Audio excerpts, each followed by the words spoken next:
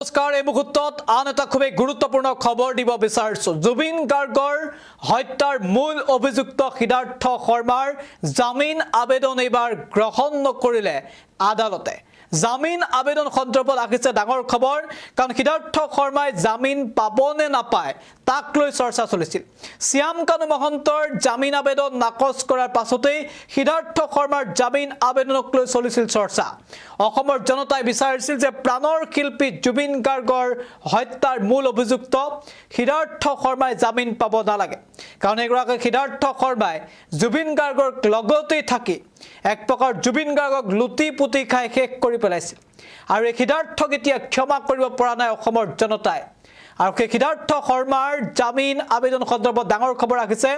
যে আদালতে এবাৰ জামিন আবেদন গ্ৰহণেই নকৰিলে এই মুহূৰ্তৰ বিগ আপডেট দৰ্শকসকলৰ বাবে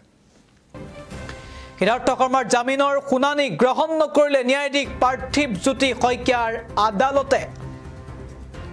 অন্য বিচাৰপীঠলৈ হস্তান্তৰ কৰা হ'ল সিদ্ধাৰ্থ শৰ্মাৰ শুনানিৰ আবেদন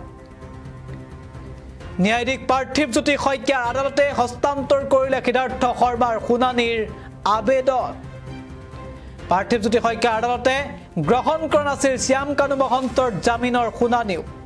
এয়া নিশ্চিতভাৱে এটা ইতিবাচক বাৰ্তা অসমৰ জনতাৰ বাবে এটা অত্যন্ত ভাল খবৰ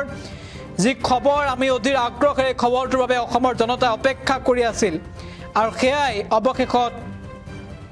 সেই খবৰে আহিছে আমি জনাই আছো নিশ্চিতভাৱে ডাঙৰ খবৰ সিদ্ধাৰ্থ শৰ্মাৰ জামিনৰ শুনানি গ্ৰহণ নকৰিলে ন্যায়াধীশ পাৰ্থিৱ জ্যোতি শইকীয়াৰ আদালতে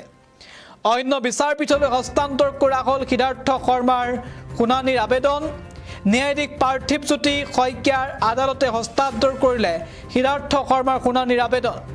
পাৰ্থিৱ জ্যোতি শইকীয়াৰ আদালতে পূৰ্বে শ্যাম কানু মহন্তৰ জামিনৰ শুনানিও গ্ৰহণ কৰা নাছিল নিশ্চিতভাৱে ডাঙৰ খবৰ আমি এই মুহূৰ্তত জনাই আছো সিদ্ধাৰ্থ শৰ্মাৰ জামিন আবেদন সন্দৰ্ভত ডাঙৰ খবৰ আহিছিল জামিন পাবনে নাপায় তাক লৈ চলিছিল চৰ্চা অসমৰ জনতাই বিচাৰিছিল যে জামিন পাব নালাগে সিদ্ধাৰ্থ শৰ্মা শ্যাম কানু মহন্তই